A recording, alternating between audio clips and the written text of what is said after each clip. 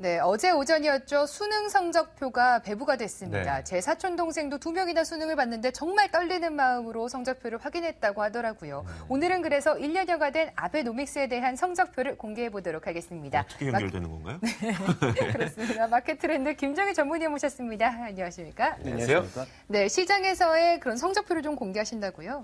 네, 아베노믹스의 성적표도 중요하고요. 또 최근에 우리 시장에 얘기가 많이 나오고 있는 게 엔화죠. 네. 엔화의 상대적인 약세로 인해서 한국 기업들이 얼마나 피해를 받을 것이냐, 또 향후 아베노믹스의 움직임이 과연 엔화에 얼마나 영향을 줄 것이냐, 이 부분에 대해서 좀 점검을 해보고요. 관련된 투자 전략까지 알아보도록 하겠습니다. 네. 자, 우선 아베노믹스 1년을 평가하는 내용을 한번 살펴보자면 사실 굉장히 좋은 평가를 많이 받고 있더라고요. 일본 내부적으로겠죠. 굉장히 좋은 평가를 네. 받고 있던데 어떻습니까? 일단 가장 중요한 것은 금융시장이 안정되었기 때문에 그동안 요동치던 금융시장이 장기금리도 이제 안정세로 가고 있고요. 주가 같은 경우에 가장 많이 올랐죠. 그래서 사람들이 느끼는 최근 경제지표가 물론 여러 가지가 있겠습니다만 현재 물가가 계속 디플레 국면에서 조금씩 살아나는 모습을 보이고 있는 것과 함께 주가는 꽤 많이 올랐습니다. 거의 만 아래까지 내려갔다가 최근에 14,000엔선 위로 올라와서 꾸준하게 좀 움직이고 있는 상황이 나타나고 있고요. 또 예상 물가 상승률, 지금 아베노믹스의 결정적인 목표는 이 물가 성장률을 2%를 유지를 하겠다. 그래서 침체되어 있는 일본 내수 경제와 함께 전반적인 경제 성장률을 2% 이상 이끌어 나가겠다라고 하는 것이 목표인데요. 초반에는 이런 목표를 굉장히 쉽게 달성하는 듯 했습니다만 1년 정도 지나고 나서 보니까 최근 들어서는 탄력이 조금 떨어지는 모습을 나타내고 있습니다. 그러니까 처음에 엔화를 하락시키고 국채를 매입함으로써 금융시장을 자극했던 것이 긍정적인 효과로 나타났지만 이런 금융시장의 충격만으로는 더 이상 좋아지지 않는다라는 것은 조금씩 확인되고 있는 것 같고요. 전체적으로 이제 실질금리가 하락하다 보니까 장기 투자들은 조금씩 늘어나고 있습니다. 다만 시장의 기대만큼은 아니고요. 설비 투자나 주택 투자 같은 것들이 조금씩 늘어나는 그런 모습들을 나타내고 있다고 봐야 될 것 같습니다. 그래서 분명히 긍정적인 요인들은 많이 나타나고 있지만 여러 가지 한계점들도 동시에 보여주고 있기 때문에 일본뿐만 아니라 전체적인 시장 내에서의 평가가 굉장히 엇갈리고 있다고 봐야 될 것 같습니다. 네.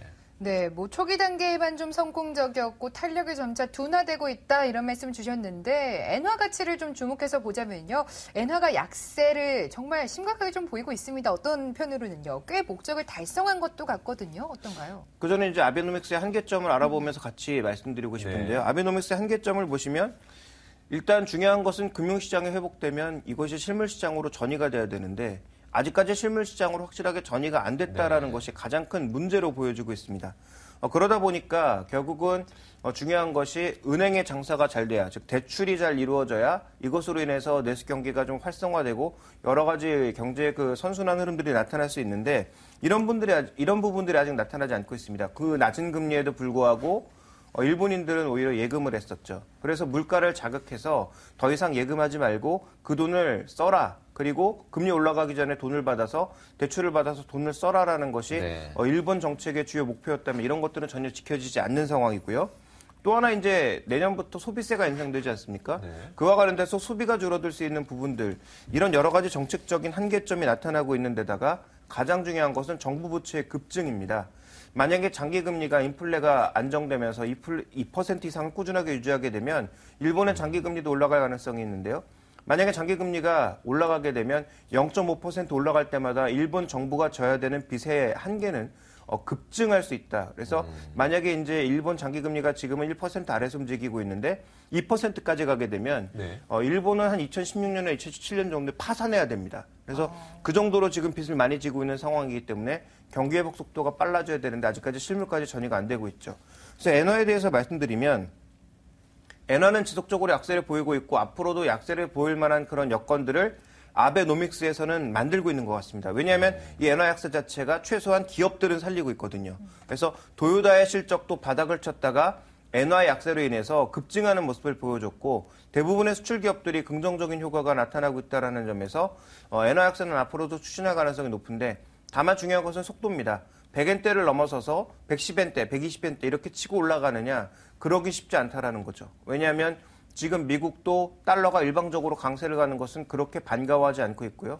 유럽 쪽도 마찬가지입니다. 유로화의 지속적인 강세를 그렇게 크게 지금 원하지 않고 있는 그런 상황이기 때문에 현재 이 부분에 대해서는 엔화는 지속적인 약세로 가지만 이제부터 속도는 좀 제한될 것이다라고 봐야 될 것 같고요.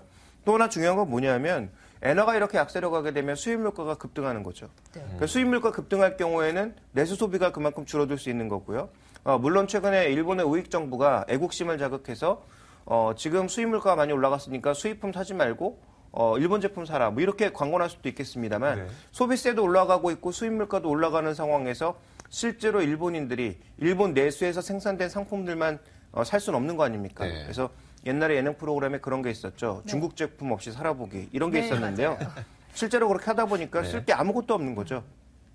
그런 관점에서 놓고 봤을 때는 현재 이 수입 물가의 상승 부분이 굉장히 부담이 되고 있기 때문에 엔화의 지속적인 약세만을 또 빠른 약세만을 바라볼 수는 없다. 그래서 엔화에 대한 전반적인 방향성은 굉장히 느린 속도로 올라갈 것이다. 그리고 이 엔화는 자기 스스로 결정할 수 있는 게 아니죠. 뭐 유동성 공급을 해서 스스로 약세를 보일 수 있겠습니다만 결정적으로는 미국의 달러화라든지 유로와 같이 움직일 수밖에 없는 상황이기 때문에 향후 달러와 유로의 움직임에 따라서 엔의 움직임은 좀 유동적인데 기본적인 방향성은 위쪽, 즉 엔화 약세 쪽으로 맞춰져 있다라고 봐야 될 것 같습니다. 네. 우선 일본은 전통적으로 저축이 애국이다라고 생각하는 네. 사람들이 대부분인 나라고 그렇다 보니까 지금 현재 뭐 투자를 활성화시키겠다 하면서 소액 투자 비과세 상품도 내놓고 있음에도 불구하고 아직 투자가 굉장히 부족한 상황인데 게다가 소비세 인상까지 검토를 하고 있다고 하니까 네. 앞으로 아베노믹스 엔화 약세가 수출 기업들에게는 긍정적인 영향을 미친다고 할지라도 아베노믹스가 앞으로 계속 더 잘 이어갈 수 있겠다라고 단언하기는 어렵겠네요. 네, 아직은 좀 변수들이 많죠. 그리고 중요한 것은 이 일본 내에서 통제할 수 없는 요인들. 예를 들어서 유럽 쪽에 다시 위기가 터진다든지 네. 미국의 테이퍼링이 나타난다든지 네. 이거는 뭐 아베노믹스에서 어떻게 커버할 수 없는 부분들 아니겠습니까? 그리고 내년에 소비세 인상은 이미 확정된 상황입니다. 그러다 보니까 이와 관련된 여러 가지 불확실성을 안고 갈 수밖에 없는 상황인데요. 지금 중요한 것은 일본이 실제적으로 실물이 성장하기 위해서는 여러 가지 규제를 줄이고 실제적으로 또 신성장 동력을 빠르게 확보하는 것이 중요한데 아직까지 기존 기업들이 강해지는 거지 일본의 신성장 동력이 나타났다 이렇게 얘기하기는 좀 어려운 국면이고요. 또 하나 이제 뭐 우리가 다룰 상황은 아니겠습니다만 네. 정치적으로 최근에 뭐 중국과 계속적으로 마찰을 겪고 있다든지 뭐 이런 부분들 또 그다음에 방금 말씀드렸던 대로 통제 불가능한 해외 요인들이 워낙 많다라는 점 이런 부분들을 우리가 살펴봤을 때 향후의 불확실성은 분명히 있다라고 보여집니다. 또 하나 우리가 좀 살펴봐야 될 것은 내수 부양을 해야 되는데 기업들은 살려냈지만 내수 부양엔 아직까지 좀 부진한 모습을 나타내고 있는 가운데 오늘 이제 일본 뉴스를 보시면 일본의 NSC법이라고 해서 네. 비밀보장법 같은 것들을 지금 통과시키려고 하고 있죠. 네. 그러니까 참여연까지 남아있는 상황인데 참여연에서도 만약에 통과가 된다면 이 부분 같은 경우에도 일본 내에서도 서로의 갈등을 불러일으킬 수 있는 그런 요인 중에 하나가 아닌가라고 보여지고 있어서 여러 가지 정치적 요인이라든지 그런 불확실성이 있긴 하지만 어쨌든 엔화 약세를 통한 일본 기업들이 살아나고 있는 현재의 국면은 단기적으로는 국내 기업들에게는 부담이 될 수 있다라는 거죠. 특히 경합도가 높은 자동차라든지 뭐 MLCC를 만드는 삼성전기 같은 기업들에게는 일부 부담이 될 가능성은 충분히 남아있다라고 봐야 될 것 같습니다. 그렇지만 장기적으로는 두 가지의 가능성을 생각해 봐야 되는데요. 정말 일본 경제가 잘 됐을 때 엔화가 약세로 간다고 해서 우리 경제 안 좋을까요?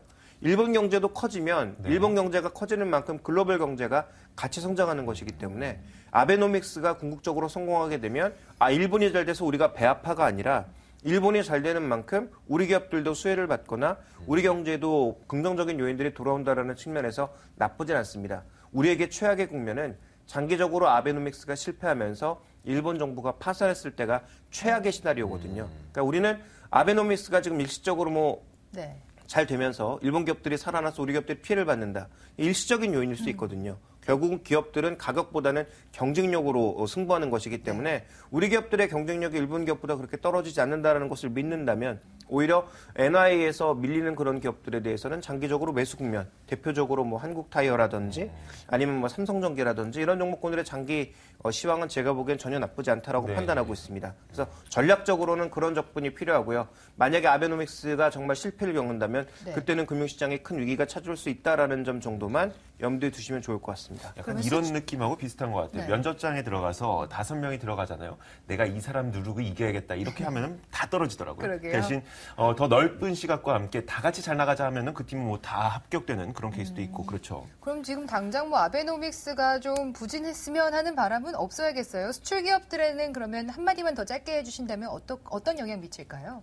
엔화로 인해서 만약에 주가가 밀린다면 네. 좋은 기업들은 사야 된다라는 것이 결국 결론이 되겠죠. 네, 알겠습니다. 1년여가 된 아베노믹스 세 번째 화살이었던 성장 전략이 좀 부진하지 않았나라는 평가 내려주셨습니다. 게다가 우리 국내로도요, 장기적으로 봤을 때는 이게 오히려 너무 휘청거리면 그렇죠. 더 우리까지도 악영향을 미칠 수 있다라고 말씀 주셨고요. 역시나 국내 수출주에 대해서는 좀 경계스러운, 조심스러운 전략 가져가셔야 될 것 같습니다. 마켓 트렌드 김종일 전문위원과 함께했습니다. 고맙습니다. 감사합니다.